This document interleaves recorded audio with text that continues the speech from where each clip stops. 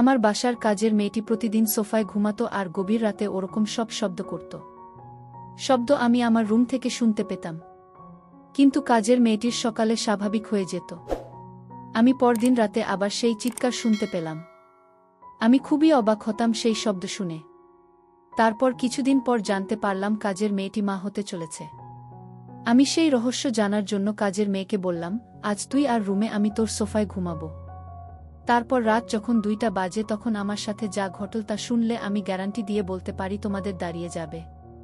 তাই তোমাদের পায়ে ধরে বলি, ভিডিওটা শুরু থেকে শেষ পর্যন্ত দেখো। আমার নাম নাসরিন আক্তার। আমার বয়স 26 বছর। সামিয়া ব্লগের সবাই আমাকে খুব ভালো করেই চেনে এতদিনে। আমি আমার বেশ কিছু ঘটনা তোমাদের সাথে শেয়ার করেছি। আজ বলব কিছুদিন আগে এক রোজার ঈদের রাতের কথা। আমার ড্রাইভারের নাম দিলীপ। বয়স আনুমানিক 40-এর মতো হবে। প্রায় 3 বছর ধরে ও আমাদের গাড়ি চালিয়ে আসছে। দিলীপের চালচলন একটু ভালো করে দেখলে যে কেউই বুঝে ফেলতে পারবে ও একটা খারাপ মানুষ। ওর বউ বাচ্চা কাচ্চা নিয়ে গ্রামে থাকে আর দিলীপ সারা বছর ঢাকাতেই থাকে। শুধু পুজোর সময় ছুটি নিয়ে বাড়িতে যায় কয়েকদিনের জন্য। দিলীপ একটা চরিত্রহীন, তা আমি ও আসার পর প্রথম দিন গাড়িতে চড়ে টের পেয়ে গিয়েছিলাম। গাড়ি চালানোর থেকে এক অদ্ভুতভাবে তাকিয়ে থাকত। আর খাবার জন্য ঘরে এলে আমাদের কাজের মেয়ে ফরিদার দিকে তাকিয়ে থাকত। এমনকি সুযোগ পেলে আমার দিকেও তাকিয়ে থাকে।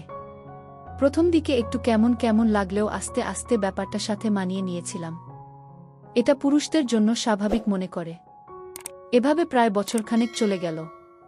থাকার জায়গা না থাকায় ও আমাদের গ্যারেজের সাথে ছোট্ট একটা রুমে থাকত। এতে কাজের সুবিধা হতো। ওকে দিয়ে ঘরের অনেক ছোটখাট কাজ করিয়ে নেওয়া যেত। আমি আর ফরিদা প্রায় প্রতি রাতে একসাথে টিভি দেখতাম যখন আমার স্বামী দেশের বাইরে থাকত। রাত একটু গভীর হয়ে গেলে আমি আমার হাতে এসে ঘুমিয়ে পড়তাম। আর ফরিদা একা একা আরও কিছু সময় টিভি দেখেন সোফাতে ঘুমিয়ে পড়ত, ওর ঘরে যেত না। এভাবে একদিন রাতের বেলা আমি টিভি ছেড়ে উঠে এসে আমার খাটে ঘুমিয়েছিলাম, আর ফরিদা সোফায় ঘুমিয়েছিল। রাত প্রায় 2টার দিকে কি যেন একটা শব্দে আমার ঘুম ভেঙে গেল। ঘুম ভাঙার পর আমি আর শব্দটা পেলাম না। আমি আবার ঘুমিয়ে পড়তে যাবা এমন সময় মনে হলো ফ্রিজ থেকে একটু ঠান্ডা পানি খেয়ে আসি। পানি খাওয়ার জন্য আমি ডাইনিং রুমের দিকে গেলাম। যাবার সময় ড্রয়িং রুমের মধ্যে টিভির হালকা আলোতে নড়াচড়া দেখতে পেলাম। আমি কোনো আওয়াজ না করে দাঁড়িয়ে গেলাম কি হচ্ছে তা দেখার জন্য। যা দেখলাম তাতে আমার আকাশ থেকে মাটিতে পড়ে যাওয়ার দশা হলো। আমি এই দৃশ্য দেখে পুরো অবাক হয়ে গেলাম। তখন আমার মাথা যেন কোনো কাজই করছিল না। আমি প্রায় 10 মিনিট মতো মনে হয় দাঁড়িয়ে দাঁড়িয়ে ফরিদা এক অদ্ভুত দৃশ্য দেখছিলাম। দিলীপ আর ফরিদা দৃশ্যটা দেখে আমি আর নিজেকে ধরে রাখতে পারছিলাম না। তাই কোনো কিছু করে বসার আগে আমি তাড়াতাড়ি ওখান থেকে সরে এলাম।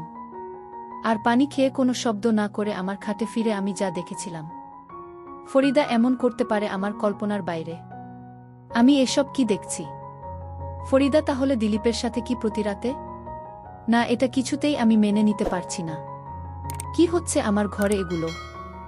আমি জানতাম কাজের মেয়েটি অনেক ভালো ছিল। আজ তার দৃশ্য দেখে আমি নিজের চোখকেই বিশ্বাস করতে পারছি না। পরের দিন আমি কাজের মেয়েটাকে জিজ্ঞেস করলাম, কতদিন ধরে চলছে? মাথা নিচু করে চুপ করে দাঁড়িয়ে রইল। আমি ওকে অভয় দিয়ে বললাম, ভয় পাস না, আমি তোকে কিছু বলছি না। কিন্তু ও যদি তোরে কিছু বলে তাহলে আমি ওকে পুলিশে দেব। ফরিদা তখন হতচকিত হয়ে বলল, না আপা, দিলীপ আঙ্কেল আমাকে জোর করে কিছু করে নাই। আমিই তো উনাকে বলেছি, আমরা প্রায় 2 মাস ধরে আমাদের চলেছে। আমি ওর কথা শুনে অবাক হয়ে গেলাম। একটু পরে ওকে বললাম, কি বলছিস? তোর বাপের বয়সী একটু বুড়া লোকের সাথে 2 মাস ধরে? ওকে তো তুই কাকা বলে ডাকিস, তার উপর ও একজন হিন্দু। ফরিদা আমার কথা শুনে পুরো চুপ হয়ে গেল। মাথা নিচু করে দাঁড়িয়ে রইল। আমি বললাম, কিরে, কিছু বলছিস না কেন? কাচুমাচু করে ও বলল, আপা, বিয়ে ভাঙছে আমার 1 বছর আগে, তাই উনি যখন কইল তখন আমি আর না করতে পারলাম না। উনি আমাকে বিয়ের প্রস্তাবও দিয়েছে। হায় রে বোকা মায়া, হিন্দু বেটা, তোরে বিয়ে করবা? দয়া করে কাউকে কিছু বইলেন না আপ। আর উনারে আপনার বাসার কাজ থেকে বের কইরা দিয়ে না। আমি বললাম, আচ্ছা, কিন্তু তোর একবারও মনে হলো না যে তুই একটা হিন্দু লোকের সাথে এগুলো করছিস? ফরিদা বলল, আপা, উনি হিন্দু হলে কি হবে? বন্ধুরা, ভিডিও মাঝখানে একটা কথা বলতে চাই। আমি তোমাদের আনন্দ দেওয়ার জন্য খুব কষ্ট করে ভিডিও বানাই। তাই তোমাদের কাছে অনুরোধ থাকবে অবশ্যই এই ভিডিওটি দেখে একটি লাইক করবে এবং সামিয়া ব্লগ চ্যানেলটি সাবস্ক্রাইব করে পাশে থাকবেন। ওনার আচরণ অনেক ভালো। উনি মুসলমানের চেয়ে খুব ভালো। আমি কত মুসলমান দেখেছি কিন্তু ওনার মতো আমি কাউকে দেখিনি। যে উনি একজন হিন্দু তার শুধু নামে মাত্রই। আমি ওর কথা শুনে পুরোপুরি অবাক হয়ে গেলাম। আর কিছু না বলে আমি ওখান থেকে চলে এলাম। এভাবেই চলছিল ওদের। আমি মাঝখানে আরও অনেকবার ওদেরকে ড্রয়িং রুমের সোফায় দেখেছি একসাথে বসে গল্প করতে। আমি আর বাধা দেননি ফরিদার কথা চিন্তা করে।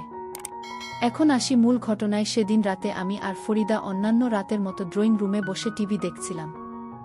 রাত প্রায় 12টা বাজে। হঠাৎ ফরিদা আমাকে জিজ্ঞেস করল আমি ঘুমাতে যাব কিনা। আমি বললাম সিরিয়ালটা শেষ হলে তারপর ঘুমাতে যাব। ফরিদা বলল সারাদিন বাড়ির কাজের চাপে খুব ক্লান্ত, তাই ও ওর রুমে ঘুমাতে চলে যাচ্ছে। এই বলে ও চলে গেল ঘুমাতে। আমি সোফাতে শুয়ে টিভি দেখতে লাগলাম।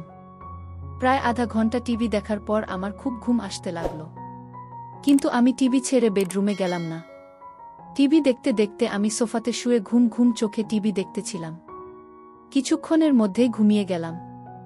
রাত হয়তো তখন আনুমানিক 2টা হবে। হঠাৎ একটা শব্দের কারণে আমার ঘুম ভেঙে গেল। ঘুম ভাঙার পর আমার কয়েক মুহূর্ত সময় লাগল। পুরোপুরি জ্ঞান ফিরে পাবার পর আমি বুঝতে পারলাম কি ঘটতে যাচ্ছে।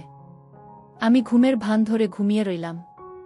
আমি ভাবতে লাগলাম দেখি কি হয়।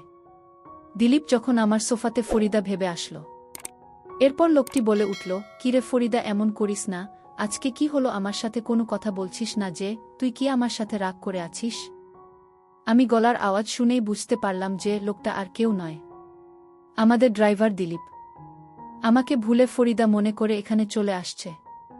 দিলীপ বলল, কি রে ফরিদা, আজ তোর কি হয়েছে? কোনো কথা বলছিস না কেন? কিরে চিল্লা ম্যাডামে উঠে ফেলবি নাকি?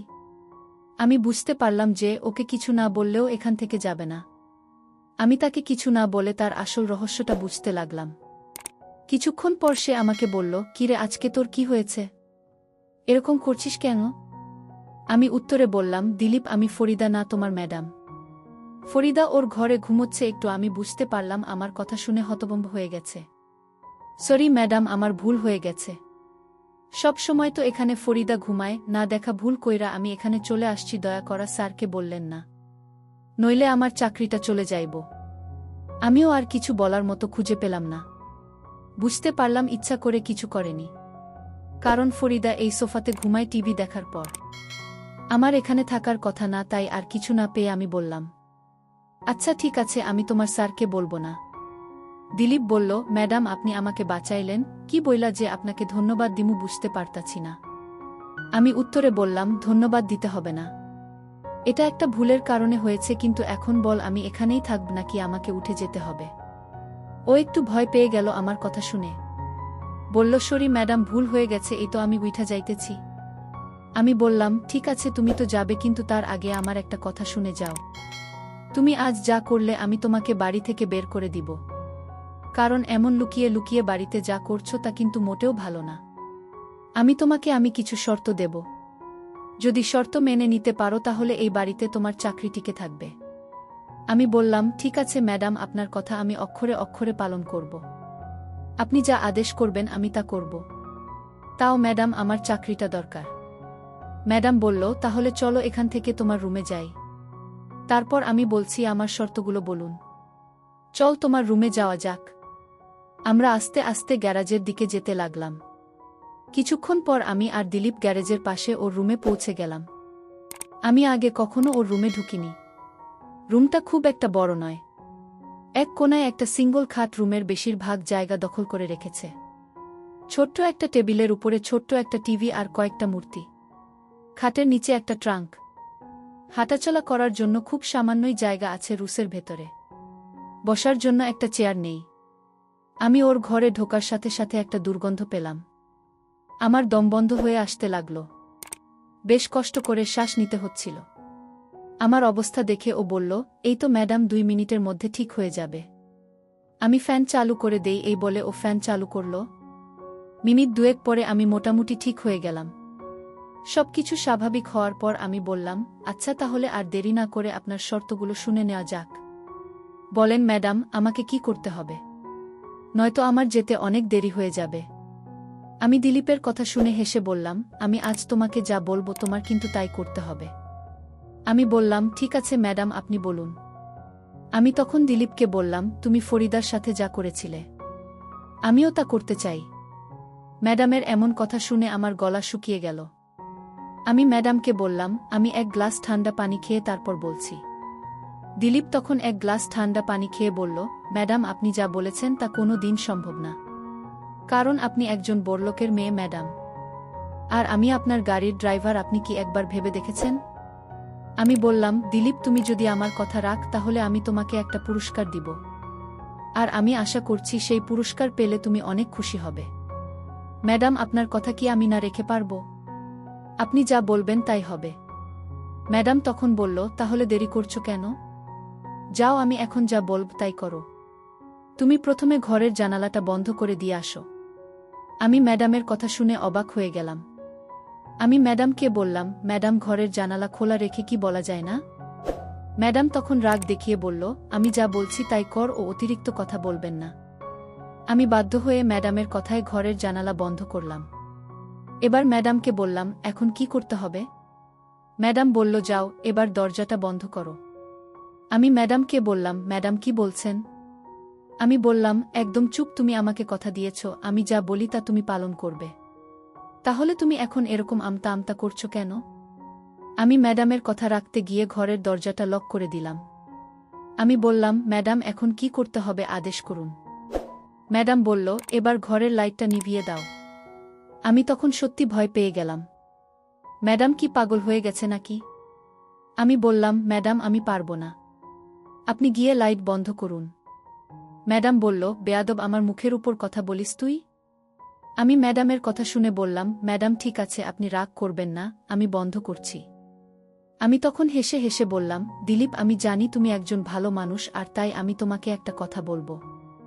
আর সেটা হলো, আমি চাই তুমি হিন্দু থেকে মুসলমান হয়ে যাও। যদি তুমি হিন্দু থেকে মুসলমান হও তাহলে ফরিদাকে আমি তোমার সাথে দিয়ে দিব। আর ফরিদা যেহেতু মুসলিম আর তাই তার বাবা এটা মেনে নেবে না। আমি ম্যাডামকে বললাম, ম্যাডাম কিন্তু। আমি বললাম, কোনো কিন্তু না, তুমি আমায় আগে কথা দিয়েছ আমার কথা রাখবে। আর তাছাড়া ফরিদা মা হতে চলেছে, আর তাই তোমার এখন তাকে বিয়ে করতে হবে। আর তোমার ঘরে আমি আসার কারণ হচ্ছে আমি তোমাকে পরীক্ষা করেছিলাম তুমি ভালো না খারাপ। আসলে তুমি একজন ভালো মানুষ। তুমি আমার পরীক্ষায় পাশ করেছ। ফরিদা যা বলছে তাহলে তা সত্যি বলছে। আসলে তোমার মতো মানুষ পাওয়া খুব কঠিন। আমি ফরিদার সাথে তোমার বিয়ে দেওয়ার জন্যই তোমাকে এখানে নিয়ে এসেছি। দিলীপ বলল, ম্যাডাম আপনার যা ভালো মনে হয় তাই করেন। বন্ধুরা, আজকের গল্পটি তোমাদের কাছে কেমন লাগলো তা অবশ্যই কমেন্ট করে জানাতে ভুলবে না। আর প্রতিদিন এরকম নতুন নতুন গল্প পেতে আমাদের সামিয়া ব্লগ চ্যানেলটি সাবস্ক্রাইব করে পাশে থাকবে।